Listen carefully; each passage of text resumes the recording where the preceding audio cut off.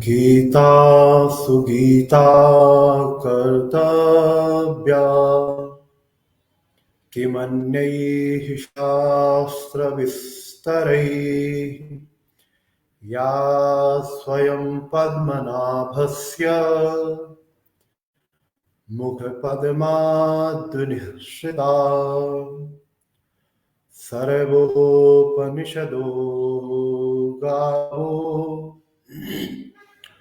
दोग्धा गोपालनन्दनः पार्थो वत्सः स्थिर्भोक्ता दुग्धं गीतामृतं महत्।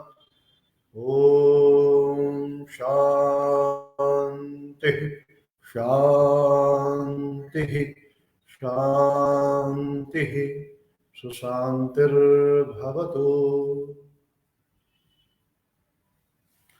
आप सबको एक बार फिर से बहुत बहुत प्रणाम, नमस्कार, स्वागत, वंदन, अभिनंदन है। जैसा कि आज का विषय है balance lifestyle in Bhagavad Gita. इस विषय का ताना बाना बुनने से पहले, इस विषय को बहुत विस्तार से जाने से पहले दो तीन चीजें आप सबके साथ कहना चाहूंगा। जो भी मैंने श्लोक का पाठ किया, गीता सुगीता कर्तव्या किमन्ये शास्त्र विस्तरई, ये श्लोक का अर्थ ये है कि जो कुछ भी हम पढ़ें उसको पढ़ने तक ना रुकें, उसको समझें, और सिर्फ समझने तक ना रुकें, उसको अपने आचरण में लेके आए। क्योंकि एक बहुत प्रसिद्ध कहावत है कि the ultimate goal of life is learning and learning is only useful if it is for living. के जीवन का अंतिम लक्ष्य या कोई एकमात्र लक्ष्य है वो क्या है? सीखना। सीखने के कई आयाम हम पढ़ के सीख सकते हैं, सुन के सीख सकते हैं, विविध प्रकार है जिससे हम ज्ञान का अर्जन कर सकते हैं। लेकिन ज्ञानार्जन का जो मुख्य लक्ष्य है वो क्या है कि जो कुछ भी हमने पढ़ा सुना, जहां से भी हमने ज्ञान प्राप्त किया, उसको हम समझें। और समझने का जो क्राइटेरिया है कि कोई व्यक्ति मेरी बात समझ पाया, उसका क्राइटेरिया यही है, उसके जो मापदंड है वो यही है कि उस व्यक्ति के व्यवहार में परिवर्तन आया। अगर मैं किसी कक्षा में पढ़ा रहा हूँ, किसी विद्यार्थी से मैं कहता हूँ कि आप खड़े हो जाएं, और अगर वो व्यक्ति खड़ा हो जाता है तो हम ये समझते हैं कि उस विद्यार्थी ने हमारी बात को सुना, समझा और व्यवहार में लाया। क्योंकि व्यवहार से ही यह निर्धारित होता है कि व्यक्ति ने ज्ञान को पचाया कि नहीं पचाया। अगर ज्ञान नॉलेज हो, नॉलेज या नॉलेज सेक ऑफ नॉलेज, अगर ज्ञान ज्ञानार्जन के लिए हो तो ज्ञान अनर्थक होता है। जो भारतीय ज्ञान परंपरा है उसमें दो बहुत प्रसिद्ध वाक्य हैं। एक वाक्य है या विद्या सा विमुक्त है, तो ज्ञान मुक्ति के लिए है, ज्ञान व्यवहार के लिए है। और दूसरा है विद्या विवादाय धर्म मदाय, तो एक दूसरा भी है कि जहां विद्या विवाद के लिए, जिसको डिस्प्यूट डिस्कशन के लिए है, उसका व्यवहारिक जीवन से नहीं। और जब हम भारतीय और पाश्चात्य शिक्षा प्रणाली का वर्गीकरण करते हैं कि दोनों में बेसिक डिफरेंस क्या है, तो हम यही कहते हैं कि हमारे भारत की जो ज्ञान परंपरा है वो या विद्या सा विमुक्त है, कि पढ़ते पढ़ते व्यक्ति मुक्त हो गया। मतलब जो भी पढ़ा 100% व्यक्ति के आचरण में आए। और जो पाश्चात्य की सभ्यता, वहां विद्या विवादाय, कि जहां वहां पर डिस्कशन डिबेट पर ज्यादा जोर रहता है। ये मूलभूत अंतर। तो भगवत गीता का ये जो वाक्य है ये भगवत गीता में नहीं है, लेकिन जैसे ही भगवत गीता महाभारत में पूर्ण होती वहां पर ये बात आई है। तो गीता का मतलब है पढ़ें, सुगीता का मतलब है समझें, और कर्तव्य का मतलब उसके अनुसार आचरण करें। और अगर ये तीन चरण या जो तीन फेजेस हैं, तीन स्टेप्स हैं, अगर हम इनको फॉलो नहीं करते तो बहुत ज्यादा महत्व नहीं रह जाता। तो ये बात कहने का इस बात को रखने का आप सबके सामने दो कारण है। एक कारण तो ये कि आज मैं जितनी भी बातें आप सबके साथ साझा करूंगा वो उतनी ही बातें उपयोगी हो पाएंगी जितनी बातों को आप समझेंगे, और उससे भी ज्यादा महत्वपूर्ण है जितनी बातों को आप अपने आचरण में लेके आएंगे। तो मैं प्रयास करूंगा कि आप सबके साथ जो बातें कहूँ बड़ी सरल हों, व्यवहारिक हों। तो भगवत गीता का जैसा कि आप सभी परिचय जानते ही हैं कि भगवत गीता भारत नहीं पूरे विश्व में एक बहुत प्रसिद्ध पुस्तक है, और महाभारत जो एक महाकाव्य है उसका एक अंश है। और पूरी भगवत गीता का जो प्रस्तुतिकरण है वो श्री कृष्ण और अर्जुन के संवाद के रूप में है। दार्शनिक रूप में देखें तो कहा जाता है कि भगवत गीता मन और बुद्धि का संवाद है। हम रोजमर्रा की जिंदगी में, हम डे टू डे लाइफ में भी इस चीज का अनुभव करते हैं कि हम बहुत बार समझ नहीं पाते कि क्या करें क्या ना करें। जैसे सबसे अच्छा उदाहरण है कि अभी उत्तर भारत में शीत ऋतु, ठंड का समय है, विंटर सीजन है। तो जीवन की जो सबसे बड़ी चुनौती होती है वो होती है सुबह उठे ना उठे। 4 बजे, 5 बजे, 6 बजे, जो भी हमारी नित्य दिनचर्या का भाग होता है, डेली रूटीन का पार्ट है, उस पार्ट में हम डिसाइड करते हैं कितने बजे हमें उठना है। लेकिन जिस तरह का बाहरी वातावरण, जो आउटर एटमॉस्फेयर है, वो मन और बुद्धि के बीच में द्वंद्व निर्मित कर देता है। क्योंकि मन की एक अलग संकल्पना, बुद्धि की एक अलग संकल्पना। बुद्धि कह रही उठे क्योंकि आज पूरे दिन का कार्य निर्धारित है। मन कहता है कि जीवन का अंतिम लक्ष्य आनंद, और इस समय सोने का जो आनंद है शायद वो समाधि में भी ना मिल पाए। तो ये जो द्वंद्व है, कहते हैं यही द्वंद्व भगवत गीता में है। तो कृष्ण एक बुद्धि का पर्याय के रूप में वहां पर है और अर्जुन मन के पर्याय के रूप में। और बुद्धि और मन का संवाद, और कहते हैं इस संवाद में जब भी बुद्धि विजयी हुई है तभी व्यक्ति का उत्थान हुआ है। तो ये भगवत गीता का आउटर कह सकते हो, उसका जो रूपरेखा है उसके बारे में मैंने आपको बताया। अब अगर हम विषय में आए तो भगवत गीता में बैलेंस लाइफ स्टाइल के बारे में क्या कहा गया उस पर ध्यान दें। तो सबसे पहले शब्द का हम विश्लेषण करते हैं कि बैलेंस लाइफ स्टाइल क्या है। अगर मैं इसको हिंदी में अनुवाद करूं तो बैलेंस के दो अर्थ निकल सकते हैं। एक तो संयमित जीवन शैली, संयमित जीवन शैली हो सकती है, और दूसरी बैलेंस का मतलब हो सकता है कि प्रबंधित जीवन शैली है। तो एक को हम कहते हैं प्रबंधित, दूसरे को हम कहते हैं संयमित। जब संयमित कहते हैं तो कहीं ना कहीं एक कुछ हमारे अंदर इस तरह का अर्थ बोध होता है, इस तरह की मीनिंग आती है कि there are certain restriction which should be followed to live a balance life. लेकिन एक और शब्द इसके लिए हम बोल सकते हैं संतुलित जीवन शैली। तो संयमित जीवन शैली, संतुलित जीवन शैली, प्रबंधित जीवन शैली, तो इसका सही अर्थ हम क्या है, बैलेंस लाइफ स्टाइल का मतलब क्या है। तो ये तीनों है कि संयमित भी है, कुछ इसमें कंट्रोल्स भी हैं, उसके बाद संतुलित भी है, दो अप्स एंड डाउन्स के बीच में, और प्रबंधित भी है, मतलब एक अपने आप में सुव्यवस्थित तरीके से इसको प्रस्तुत किया जाता है। तो जीवन शैली में दो शब्द हैं, एक जीवन है और दूसरा शैली है। तो जीवन क्या है, तो जीवन का कोई स्वतंत्र अस्तित्व नहीं है। जब भी हम लाइफ को देखने जाए, व्हाट इज लाइफ, तो लाइफ के लिए कोई इंडिविजुअल चीज रूप में, एक स्वतंत्र रूप में जीवन नहीं दिखता। जीवन किसी न किसी आधार में दिखता है। तो कहते हैं जीवन का जो सबसे अच्छा आधार है, the ideal manifestation of life is known as the human being. मतलब हम में जीवन का आदर्शतम रूप अभिव्यक्त होकर दिखाई देता है। तो हम ये मानते हैं कि जीवन का मतलब होता है कि व्यक्ति, और शैली का मतलब होता है व्यक्ति किस प्रकार से व्यवहार करता है। अब जीवन शैली में क्या क्या चीजें आती हैं कि एक व्यक्ति को जीवित रहने के लिए जो कुछ भी अनिवार्य है वो सब जीवन शैली के अंग है। तो अगर व्यक्ति को जीवित रहने के लिए जो कुछ भी अनिवार्य है, इसको हम जीवन शैली कहें, तो आखिर व्यक्ति का विश्लेषण करें, व्यक्ति क्या है। तो व्यक्ति को हम देखें तो बाहरी तौर पे देखें तो हमें शरीर दिखता है, और थोड़ा सा अंदर जाके देखें तो मन दिखता है, और अंदर जाकर के देखें तो बुद्धि दिखता है, और अंदर जाकर के देखें तो चेतना, कॉन्शियसनेस, आत्मा, सोल दिखता है। तो एक व्यक्ति को हम इस रूप में दे सकते हैं कि व्यक्ति एक शरीर, मन, बुद्धि और चेतना का एक संग्रह, एक समूह, एक संकलन है। सामान्य परिभाषा में व्यक्ति की देने की प्रयास कर रहा हूं जिससे हम जीवन शैली को समझें। तो अब ऐसा जीवन, अब ऐसी शैली, ऐसा व्यवहार हमारा प्रतिदिन का हो जिससे जो है हमारे जीवन के विविध आयाम है, शारीरिक आयाम, मानसिक आयाम, बौद्धिक आयाम, आध्यात्मिक आयाम, ये सब सुव्यवस्थित है। क्यों? क्योंकि जो भारत की ज्ञान परंपरा है उसमें मानव जीवन के 4 लक्ष्य बताए गए हैं, जिनको हम पुरुषार्थ चतुष्टय कहते हैं। 4 पर्पस या 4 गोल्स ऑफ लाइफ, धर्म, अर्थ, काम और मोक्ष। कि जीवन को अगर हमें नापना हो कि हम आदर्श से जीवन जी रहे हैं तो इन 4 के आधार पर नापना कि धर्म से हम परिपूर्ण है कि नहीं, अर्थ से परिपूर्ण है कि नहीं, काम से परिपूर्ण है कि नहीं, और मोक्ष से परिपूर्ण है कि नहीं। अगर ये चारों लक्ष्य को हम अपने जीवन में प्राप्त कर रहे हैं तो जो कुछ भी हम कर रहे हैं वही जो जीवन शैली है, वही जो लाइफ स्टाइल है, that life style itself called the ideal life style, balance life style, discipline life style, manage life style, कुछ भी हम उसको शब्द दे सकते हैं।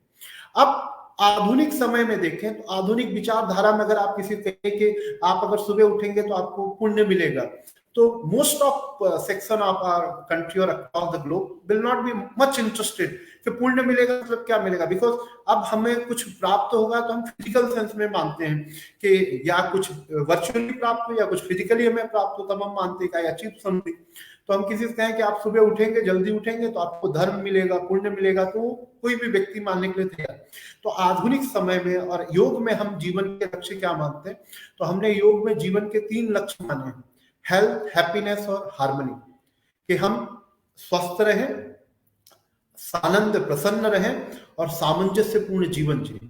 तो अब अगर आधुनिक जो व्याख्या है इसके अनुसार पर हम आदर्श जीवन शैली या संतुलित जीवन शैली की व्याख्या करें, तो इस व्याख्या के अनुसार ये हो गया कि वो कोई भी क्रिया सुबह उठने से लेकर के शाम को सोने तक, जनवरी से लेकर के दिसंबर तक हम वो कोई भी क्रिया करें, जिस क्रिया को करने से हम शारीरिक रूप से स्वस्थ रहेंगे, मानसिक रूप से हम आनंदित रहेंगे, मतलब फिजिकली हेल्दी, मेंटली हैप्पी रहेंगे और सोशली यूनिवर्सली हम हार्मोनाइज रहेंगे।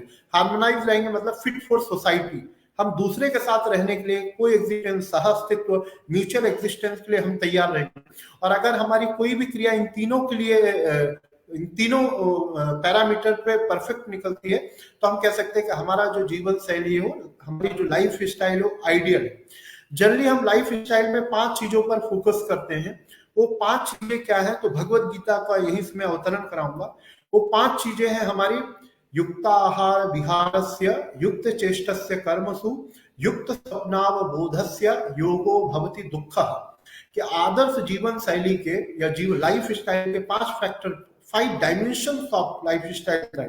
तो क्या क्या है, तो आहार, निद्रा, व्यायाम, विचार और कर्म। First is the food, second is the sleep, third is the exercise, fourth is the thought, fifth one is our action। तो ये 5 चीजें अगर हमारी बैलेंस हो जाएं तो हम बैलेंस लाइफ स्टाइल में रहते हैं, ऐसा हम क्लेम कर सकते हैं, ऐसा हम उद्घोषणा कर सकते हैं कि हमारा जो जीवन शैली प्रबंधित। तो क्या क्या बैलेंस हो जाए, तो हमारा भोजन बैलेंस हो जाए। तो इसलिए वहां पे कहा गया युक्त आहार। आहार का मतलब होता है भोजन, लेकिन युक्त का मतलब आहार की इतनी मात्रा जो मेरे लिए है सही। मेरे लिए सही है मतलब उतना भोजन करके मैं स्वस्थ रह सकता हूँ, प्रसन्न रह सकता हूँ, सामाजिक रूप से भी परिपूर्ण रह सकता हूँ। तो वो आहार मेरे लिए युक्त आहार। निद्रा, ये 3 पैरामीटर को जो, तो आहार, युक्त निद्रा, युक्त विहार। विहार का मतलब व्यायाम। फिर युक्त चेष्टा, मेरे विचार, मेरे विश्वास, मेरी भावनाएं, मेरी स्मृति, मेरी कल्पनाएं, जो कुछ भी जो मानसिक है, जो दिखता तो नहीं है लेकिन जिसका अस्तित्व है, जिससे हमारा पूरा का पूरा व्यक्तित्व प्रबंधित होता है। व्यक्तित्व में जो कुछ भी करें उनके पीछे का एक तरह को दर्शन। और अंत में है कर्म। हम सुबह से लेकर के शाम तक नाना प्रकार के कर्म, डिफरेंट टाइप्स ऑफ एक्टिविटीज में हम इन्वॉल्व होते हैं। वो भी क्या हो, युक्त हो, मतलब इतना भी कर्म ना कर लें कि हम थक जाएं और इतना भी कर्म ना करें कि हम अपने लाइफ को ही सरवाइव ना कर। तो ये 5 चीजें। अब भगवत गीता एक सेंस में सब दुनिया की सबसे सरल पुस्तक है, एक सेंस में सबसे कठिन पुस्तक है। सरल कैसे है कि भगवत गीता से पूछो कि आप युक्त आहार की क्या डेफिनेशन है, कोई डेफिनेशन नहीं। युक्त निद्रा की कुछ भी नहीं। तो क्या, तो भगवान कृष्ण 18वें अध्याय में कहा यथेच्छसि तथा कुरु। These are very personalized matter. The diet, the sleep, the exercise, the thoughts, the action. इसका आप कोई स्टैंडर्ड नहीं बना सकते कि इतना ही सोना, इतना ही खाना, क्योंकि हर व्यक्ति की अपनी अपनी क्षमता है। उस क्षमता, तो उन्होंने कहा यथेच्छसि तथा कुरु, जो मन करे। तो जितना मन करे उतना खाइए, जितना मन करे उतना सोइए, जितना मन करे उतना एक्सरसाइज करिए, जितना मन करे उतना चिंतन, मनन, विश्लेषण, स्मरण, कल्पनाएं करिए, और जितना मन करे उतने आप कर्म करिए। अब तो ये तो हमने जनरलाइज बना दिया। तो अब सामान्य रूप से आपके जो मनो मस्तिष्क में एक बात आ रही होगी कि ये क्या बात हुई, भगवत गीता तो ऐसे कहीं कहती नहीं है। तो ये व्याख्या मैं कर रहा हूँ, यथेच्छसि तथा कुरु, मतलब जितनी इच्छा हो उतना करो। अगर आपको ज्यादा खा के अच्छा लगा तो खाइए, कोई दिक्कत नहीं। लेकिन मैंने कहा ना सबसे सरल है मतलब ओपन टू ऑल, लेकिन सबसे कठिन क्या है, तो उन्होंने वो पैरामीटर सेट कर दिया, लिमिटेशन कर दिया। तो कैसे, कितना खाइए, तो उन्होंने कहा उद्धरेत आत्मानम आत्मानम अवसादे। इतना भोजन करिए जिससे आप अपग्रेड हो, इतनी निद्रा लीजिए जिससे आप अपग्रेड हो, इतने व्यायाम कीजिए जिससे आप अपग्रेड हो, ऐसे थॉट्स, ऐसे बिलीव रखिए जिससे आप अपग्रेड हो, ऐसे कर्म करिए जिससे आप अपग्रेड हो। जो कुछ भी आप करें अगर उससे आपका अपग्रेडेशन हो रहा है, उत्थान हो रहा है, तो that is good, that is ideal, that is balance, that is manage, सब कुछ सही, नाव साध्य। लेकिन अगर यही चीज आपको डिग्रेड कर रहे, फिजिकल लेवल पे, मेंटल लेवल पे, इंटेलेक्चुअल लेवल पे, सोशल लेवल पे, इकोनॉमिक लेवल पे, इन्वायरमेंटल लेवल पे, स्पिरिचुअल लेवल, किसी भी डायमेंशन को अगर आपके डिस्टर्ब कर रही है तो फिर वो आपके आइडियल। एक तरफ फ्रीडम, दूसरे तरफ रिस्ट्रिक्शन। फ्रीडम मतलब यू कैन कस्टमाइज योरसेल्फ, कि आप अपना भोजन कस्टमाइज कर सकते हैं। जैसे आजकल हम कपड़े खरीदते हैं किसी अच्छी दुकान में जाकर के, तो हमें फिटिंग नहीं आती तो हम जाते हैं टेलर के पास कि इसको थोड़ा अल्टर कर दीजिए, क्योंकि जो 42 साइज बनाया वो मेरे लिए नहीं, मेरा थोड़ा 41.5 है। तो कृष्ण भी यही कह रहे हैं कि ये 5 चीजें जीवन की, जो लाइफ स्टाइल, जीवन शैली, तिनको आप अपने स्टाइल, अपने हिसाब से क्या करिए, कस्टमाइज कर लीजिए, अपने हिसाब से कम ज्यादा कर लीजिए। कोई व्यक्ति 2 रोटी में ही परिपूर्ण हो रहा है, किसी को 4 की जरूरत है। अपने अपने शरीर की कितनी कैलोरी चाहिए, कितनी ऊर्जा चाहिए, किस प्रकार हम कार्य कर रहे हैं, उससे निर्धारित। तो उन्होंने कहा यथेच्छसी तथा को, लेकिन वो कस्टमाइज करने का पैरामीटर क्या हो, कितना कम कर दे। मैंने शर्ट 42 ली, मैंने करा के उसको 38 साइज का ले तो बेकार हो गई मैंने। तो जो आपको फिट आ जाए, तो हम कहते हैं कि नहीं, मेरा 0.5 करने पर मेरा परफेक्शन हो जाए। तो यथेच्छसी तथा कुरु, लेकिन व्हाट इज द रिस्ट्रिक्शन? उद्धरेत आत्मानम आत्मानम अवसादेत, कि आप जब चीजों को कस्टमाइज करें, पर्सनलाइज करें, तो क्या हो, एक ही पैरामीटर है आपका, अपग्रेडेशन। और अपग्रेडेशन के लिए मैंने क्या कहा, आप फिजिकली हेल्दी है मतलब you are upgrading every day, your health should increase, जिसको हम कहते हैं प्रमोशन ऑफ हेल्थ। आज मैं जितने स्वस्थ हूं, अगले दिन और ज्यादा स्वस्थ हूं। लेकिन अगर मैंने आज दिन भर में ऐसा कुछ किया कि मेरी हेल्थ डिग्रेड हो रही है, मेरी हेल्थ डाउन जा रही है, तो it mean that particular act, either it is food, sleep, exercise, thought, any action, it should be avoided, or it should be minimized, or it should be maximized. जैसे मैं रोज केवल 1 रोटी खा के 3 महीने रह रहा हूँ, तो मेरी जितनी भी न्यूट्रिशंस की जो आवश्यकता है, अगर वो पूरी नहीं हो पा रही, तो इसका मतलब क्या, मुझे अपने आप को थोड़ा सा अपना न्यूट्रिशन बढ़ाना है, तो ये बढ़ा दीजिए, वो बढ़ा दीजिए, एक सामान्य तौर पर जो हम बात करें। तो ये तो रही भगवत गीता का दर्शन, जो साक्षात नहीं कहा लेकिन व्याख्या करके हम आदर्श जीवन शैली क्या हो बता सकते हैं। अब आते हैं जो 5 कंपोनेंट है, एक एक को देखते हैं। तो सबसे पहले कहा गया युक्त आहार। अब आहार का मतलब होता है फूड, जो कुछ भी हम खाते हैं, लेकिन आहार शब्द की यहाँ पे और व्यापक व्याख्या भी है कि जो कुछ भी हम अपने पंच ज्ञानेंद्रियों से ग्रहण करते हैं, उस सबको आहार कहेंगे। हम जो कुछ भी इनपुट से लेते हैं वो सब क्या है, वो आहार है। अगर हम बहुत कन्फाइंड सेंस में आहार को लें, डाइट के सेंस में, फूड के सेंस में आहार को लें, तो भगवत गीता कहती है कि ऐसा कोई भी भोजन आप कर सकते हैं जो इन पैरामीटर्स को फुलफिल करे। क्या पैरामीटर है? आयु, सत्व, बल, आरोग्य, सुख, प्रीति, विवर्धन।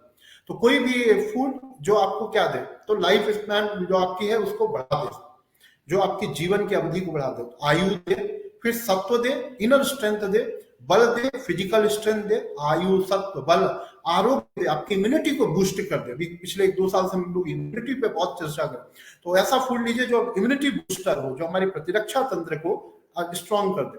आयु, सत्व, बल, आरोग्य, सुख। अब सुख वर्ड बहुत, जो हैप्पीनेस है और जो प्लेजर है, बहुत ज्यादा इंपॉर्टेंट। उस भोजन को जब आप कर रहे हो तब भी कंफर्टेबल हो, और जब उसका डाइजेशन हो रहा हो तब भी वो आपके लिए इजी हो, डाइजेशन प्रोसेस। तो सुख, प्रीति, विवर्धना, जो इन सब चीजों को इंक्रीज करता हो, वो फूड आपके लिए सही है। अब किसी ने जानना चाहा होगा कि आखिर क्या खाएं, ऐसे तो हम पूरे लाइफ हिट एंड ट्रायल करते रहेंगे कि ये खाएं, इससे बढ़ रहा नहीं बढ़ रहा। तो नीचे लाइन में कुछ कुछ बताया है, तो क्या क्या खा सकते हैं? रस्याह, स्निग्धाः, स्थिराः, हृद्याः। 4 चीजें बता दी। रस्याः, जूस वाले, तो फ्रूट्स वेजिटेबल्स खाइए, बेस्ट फॉर द बॉडी। फिर क्या है? स्निग्धा, डेयरी प्रोडक्ट, दूध, दही, मक्खन, घी सब खाइए, ठीक है। रस्या, स्निग्धा। स्थिराः, स्थिरा मतलब स्टेबल फूड, जिसको हम कहते हैं ड्राई फ्रूट्स खाइए। और हृदया, जो मेडिसिन प्रॉपर्टी जिसके अंदर है, तुलसी है, हल्दी है, अदरक है, एक्सेट्रा, तो ये सब खाइए। बता दिया गया जनरलाइज कि आप क्या, तो फल खा सकते हैं, सब्जियां खा सकते हैं, ग्रेन खा सकते हैं, डेयरी प्रोडक्ट खा सकते हैं, और मेडिसिन खा सकते हैं, जो जिनको हम कहते हैं मसाले, स्पाइसेस, जो कि कहीं न कहीं औषधि के रूप में प्रयोग। तो भोजन के बारे में ये मोटी मोटी बात बता दी गई। और भोजन को युक्त करने के लिए दूसरा क्या है? तो भोजन की मात्रा, उसकी विधि, उसका समय, भोजन के समय मनोदशा, ये सब चीजें भी बहुत ज्यादा अनिवार्य भगवत गीता में कही गई कि कितनी मात्रा में लें। तो मैंने कहा मात्रा का निर्धारण व्यक्तिगत है, कि आपको जितनी मात्रा में खा करके ना तो आप ओवरफ्लो हो और ना तो आप भूखे रह जाएं, ऐसी मात्रा। योग में देखें तो योग मिताहार की बात कहता है कि हमारी जितनी कैपेसिटी, उसका आधा हम फूड ले लें, उसका 1/4 हम वाटर ले लें, 1/4 हम डाइजेशन के लिए जगह रख दें, जहाँ पे एयर का मूवमेंट हो सके। ये मिताहार के रूप में आहार के लिए कहा। तो जो सबसे पहली आवश्यकता है वो अपने आहार के प्रबंधन के लिए, और आहार अगर हमारा प्रबंधित हो गया तो हमारी जीवन शैली की 90% समस्याएं अपने आप समाप्त हो जाएंगी, क्योंकि आहार से आयु, सत्व, बल, आरोग्य सब कुछ हमें मिल रहा है। दूसरे नंबर पे आहार के बाद जो सबसे अनिवार्य अंग है हमारी जीवन शैली को, वो है निद्रा। तो युक्त निद्रा कहा गया, जो सही शब्द भगवत गीता में आया है स्वप्न और अवबोध। स्वप्न का मतलब होता सोने जाना, अवबोध का मतलब होता उठना। तो आप कब सोने जाएंगे और कब उठेंगे ये आपको डिसाइड करना है। तो युक्त निद्रा, तो जो उसकी सामान्य समझ है, व्याख्याकारों ने, कमेंटेटर्स ने जो कमेंट्री की, उन्होंने कहा कि नेचर के साथ हार्मनी करके बॉडी को रिलैक्स करने के लिए जितना टाइम आपके अकॉर्डिंग रिक्वायर्ड है, डिफरेंट एज, डिफरेंट रीजन, इन सब के अकॉर्डिंग उतना आपके लिए युक्त निद्रा में है। कोई 6 घंटे, 7 घंटे, 8 घंटे, ये व्यक्ति का बहुत व्यक्तिगत मामला, लेकिन आप निर्धारित कर लो। आप लाइफ में हम 15-20 साल तक इतना निर्धारित कर सकते हैं कि हमारे लिए कितना सही है। और सामान्य तौर पे चिकित्सा विज्ञान, मेडिकल साइंस से कहते हैं कि हम 30-35 के बाद हमारा डिक्लाइनेशन चालू हो जाता, हम उत्तरवर्ती जीवन की तरफ जाते हैं। तो 35 साल तक अपना निर्धारित कर लीजिए कितना खाना है, क्या खाना है, क्या सूट करता है, क्या सूट नहीं करता, किससे एलर्जी, किससे एलर्जी नहीं, कौन ज्यादा पावरफुल है, कौन नहीं। इसी तरह से निद्रा, कितनी निद्रा लेना जरूरी है शारीरिक रूप से, मानसिक रूप से, बौद्धिक रूप से स्वस्थ रहने के लिए। तीसरे नंबर पे व्यायाम कहा गया। तो व्यायाम का मतलब है कि शरीर की जो संरचना है और उसकी जो क्रिया विधि है, इसको सक्रिय रखने के लिए जो कुछ भी किया जाए वो व्यायाम। तो क्या क्या, तो शरीर की शुद्धि, सबसे बड़ा व्यायाम होता है शरीर की शुद्धि। अगर हम शरीर को समय पर रोज शुद्ध करते हैं, जिसको हम नित्य क्रिया करते हैं, जो स्टूल्स, यूरिन्स वगैरह हम पास करते हैं, अगर वो सही से हो रहा है तो वो भी एक तरह का व्यायाम है। दूसरे, उसी को हम योग में षटकर्म कहते हैं। एक तो हो गया शरीर स्वाभाविक रूप से जो भी अशुद्धियां हैं, जो भी अवशेष हैं, जो भी डिफरेंट डिफरेंट टॉक्सिन्स है बॉडी से नेचुरली निकल जाते हैं through urine, through sweating, through stool. दूसरा क्या है, कुछ प्रक्रियाएं हैं, कुछ एक्स्ट्रा जो नहीं रह गया तो हम योग में सत्कर्म के अभ्यास से जो भी अवशेष है जो शरीर के लिए हानिकारक है शरीर के अंदर, उनको हम बाहर कर देते हैं, अपने आप को कैथारसिस कर लेते हैं। दूसरे नंबर पे शरीर की जो फ्लेक्सिबिलिटी है, जो उसका स्ट्रक्चर, उसको सही रखने के लिए आसनों का अभ्यास करें। उसमें सर्वोत्तम सूर्य नमस्कार कहा गया, जिसमें सारे आसनों का बहुत अच्छे से संतुलन है, कोई भी व्यक्ति उसको कर सकता है, कोई इतना ना तो इतना कठिन है ना तो इतना सरल है। उसके बाद फिर व्यायाम में सिर्फ शरीर को नहीं, हमने शरीर को फ्लैट कर लिया, और तो शरीर प्राणायाम, उसके अंदर भी एक बॉडी धारणा और ध्यान का अभ्यास करें, और उसके अंदर भी एक हमारी स्पिरिचुअल एग्जिस्टेंस, हम साइंस या ध्यान के रूपों का अभ्यास करें। तो व्यायाम भी करना, उतने जितना खाना जरूरी है, जितना सोना जरूरी, उतना भी जरूरी है। चौथे नंबर पे है युक्त विचार। अगर हम सही से भोजन ले रहे हैं, सही समय पर हो भी रहे हैं और सही व्यायाम भी कर रहे हैं, तो इससे सिर्फ केवल हमारा एक फिजिकल डायमेंशन ब्रॉडली कवर होगा, लेकिन हमारा जो दूसरा डायमेंशन, हमारे व्यक्तित्व के अगर दो भाग कर दिए जाए, तो एक शरीर है, दूसरा मन। तो जो मानसिक स्वरूप है उसके प्रबंधन के लिए जो सबसे चीज बताई वो है युक्त चेष्टा। चेष्टा में 3 चीजें आते हैं, हमारे विचार कैसे हो, हमारे विश्वास कैसे हो, हमारा व्यवहार कैसा हो। तो अपने विचारों पर, आप किस तरह के विचारों से युक्त हैं, किस तरह के विश्वास से आप युक्त हैं अपने बारे में, समाज के बारे में, किसी के बारे में, तो उनका निरंतर आत्मावलोकन, आत्म पुनरीक्षण, आत्मनिरीक्षण करते रहे। तो विचारों का प्रबंधन बहुत ज्यादा आवश्यक है, क्योंकि योग का एक बहुत प्रसिद्ध ग्रंथ योग वासिष्ठ, वो कहता है कि हमारे विचार ही बाद में हम वस्तु के रूप में, व्यक्ति के रूप में, क्रिया के रूप में अभिव्यक्त हो जाते हैं, दिखाई दे जाते हैं। तो विचारों पर बड़ी सतर्कता की आवश्यकता। शारीरिक रूप से थोड़े असतर्क हो तब भी चल जाए, लेकिन वैचारिक सतर्कता, जो मेंटल अवेयरनेस है, वो बहुत ज्यादा है। तो जीवन के लक्ष्य क्या है, उद्देश्य क्या, अगर ये निश्चित है तो हम विचारों का, अपने विश्वास का, अपने व्यवहार का बड़ी सरलता से प्रबंधन।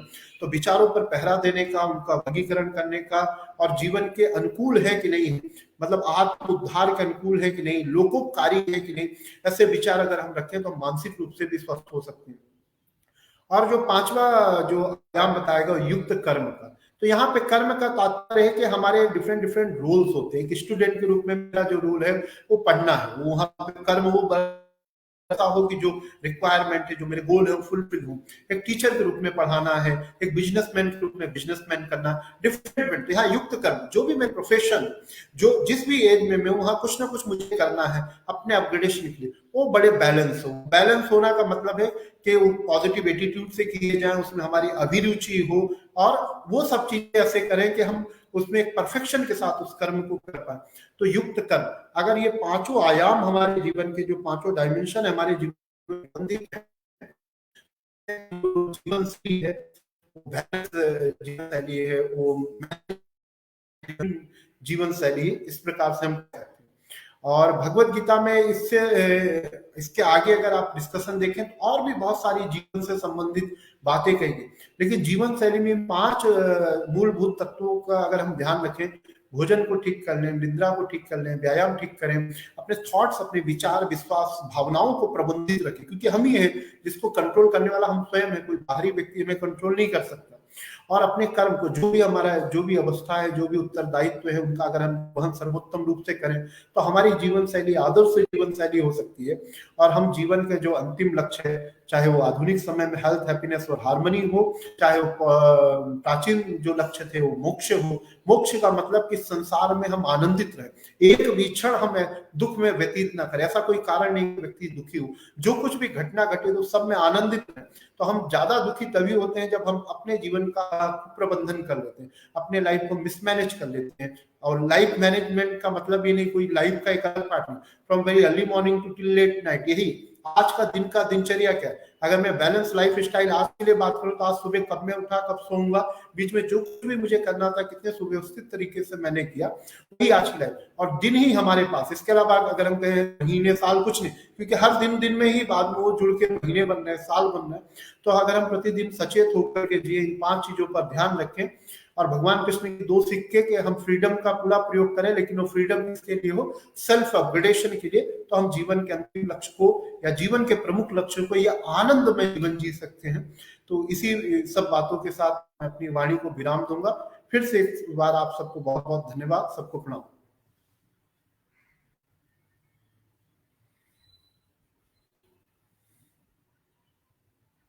जी सर, जी सर, जी sir. Thank you so much, sir. Thank you so much, sir, for this wonderful session you have given us, sir. I'm sure सभी को बहुत मोटिवेशन फील हो रहा होगा और सब लोग बहुत मोटिवेटेड होंगे। इतनी डिटेल्ड इन्फॉर्मेशन दी आपने कि कैसे डाइट कब लेना चाहिए, कैसे लेना चाहिए, सात्विक फूड लेना चाहिए, अगर सात्विक फूड ले रहे तो कैसा होना चाहिए, आपके शरीर को किस तरीके से प्रभाव डालना चाहिए, सोने के लिए आप कब सोना चाहिए, जिस तरीके से आपने डिटेल में बताया, आई एम श्योर सभी साधक यहाँ पे जो ज्वाइन कर रहे हैं वो फॉलो करेंगे। तो thank you so much, sir.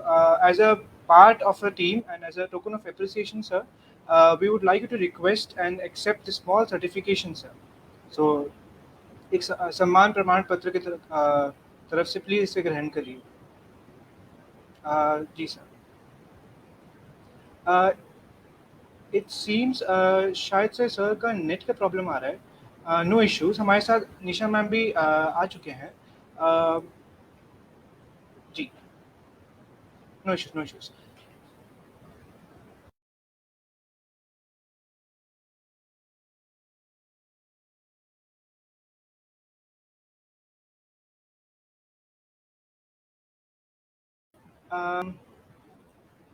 Without taking any more time, I would request everyone to notice and look here, क्योंकि हमारे कल के जो कीनोट स्पीकर हैं ज्योतिष आचार्य पंडित जी, नीलम डॉक्टर जी, तो इनका टॉपिक है सेल्फ मोटिवेशन। वो भी बहुत अच्छा बोलने वाले हैं, हमारे कीनोट स्पीकर है कल के।